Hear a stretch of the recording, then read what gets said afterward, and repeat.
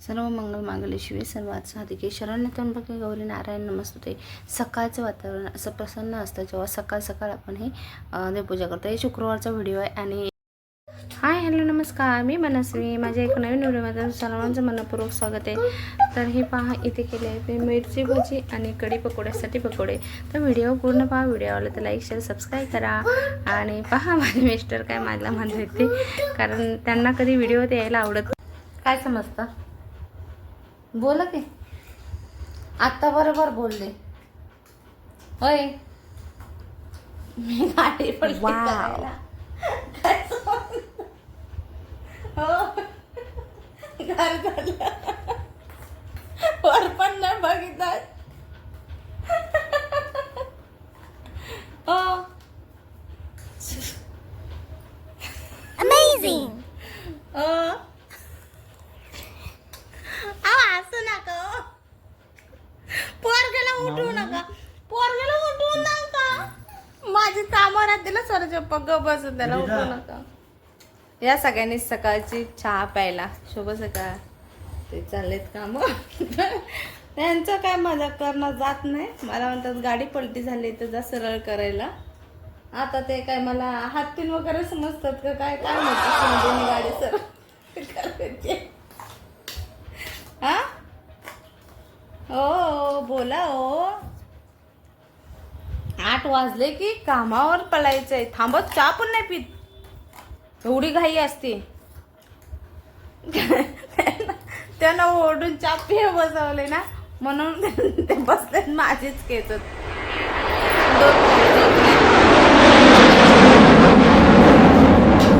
पाणी झालं बरं नाही त्यांचं चाललंय, चहा पण नको असते नुसतं बोंबलत सुट्टा।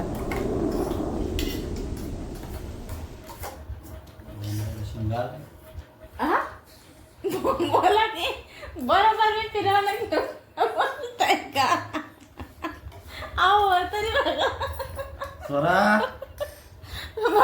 नाही बाबा, डेंजर आहे बघितलं मला व्हिडिओ का शूट स्वतःला करावं लागतात मुलं बघून, कारण हे कधीच व्हिडिओ शूट करायचं जाऊ दे स्वतः हसता येत मला एक मारले आणि थोमणाने गेले, पण मला अजिबात असं व्हिडिओ शूट करायला किंवा स्वतः कॅमेऱ्याशी बोलाय कधीच नाही। पण तिकडे जाऊन काहीतरी बोलले, पण व्हिडिओ शूट चालू होता म्हणून तिथे काहीच नाही बोलले ते, आणि हसतायत ते, कारण तेच बोलले मला जाऊन तेवढी गाडी सरळ करून ये म्हणून म्हटले।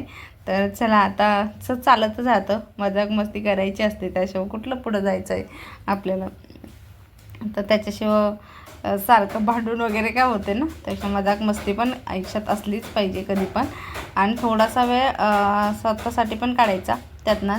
मुलं उठायच्या आधी मग हे केलं, सगळं आवरलं होतं, पाणी वगैरे येऊन गेलं, कपडे झाले होते, बाकी घरची कामं झाली होती, आणि पुढचं कोणी बघितले ना, आपण प्रत्येकाने सकाळचं थोडंफार हसलं बिसलं पाहिजे, त्याशिवाय कामं होत नसतात, एकामेकांच्या साथीने पुढे जायचं असतं त्यामुळं। आणि हे चाललं होतं, कारण त्यांना जे हवं ते जाताना प्रत्येकाला कामावरती त्यांच्या वस्तू हातात लागतात, तर हे कुठं आहे ते कुठं आहे त्यांच्या वस्तू की दिले, आणि मग कसं असतं त्यांना जेव्हा कामं गेले ना किंवा बाकीचे कामं आवरायला बरे पडतात, मग तसंच असतं ते जेव्हा जातात ना ऑफिसला निघून सकाळचे, मग मला देवपूजा वगैरे आवरली की स्वयंपाक करायला बरे पडतं। सकाळचं स्वयंपाक मुलं उठायच्या आधी करून घेते, चपाती भाजी, मग त्यासाठी इथे ते केल्यानंतर मी तुम्हाला दाखवलं आहे उंबराला हळदीचं लेपन कसं करायचं काय करायचं, आणि मग ही स्वतःसाठी पण मग आवरायला टाईम भेटतं।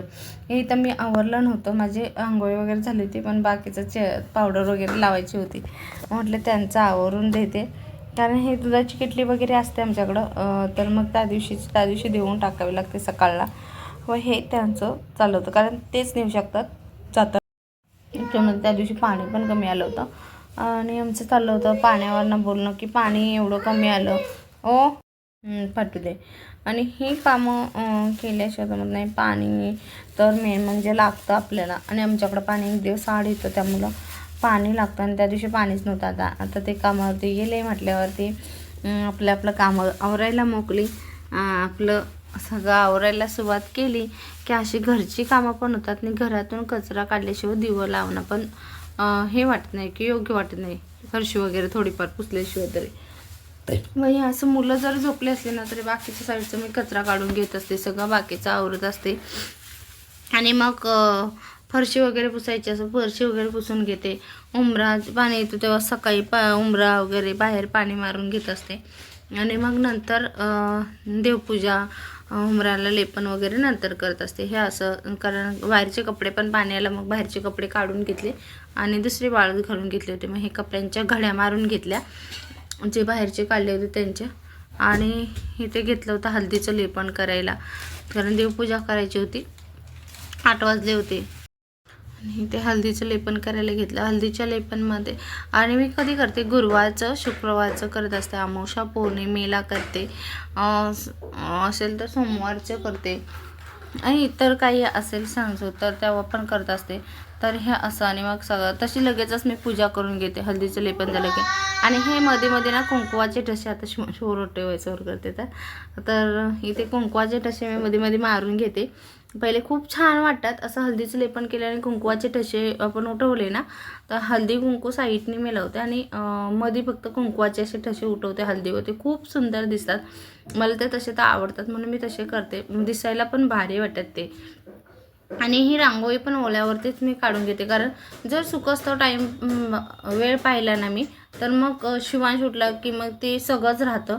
त्यासाठी मग रांगोळी घातली की पटकीने मला देवपूजा करून घ्यायला गावते.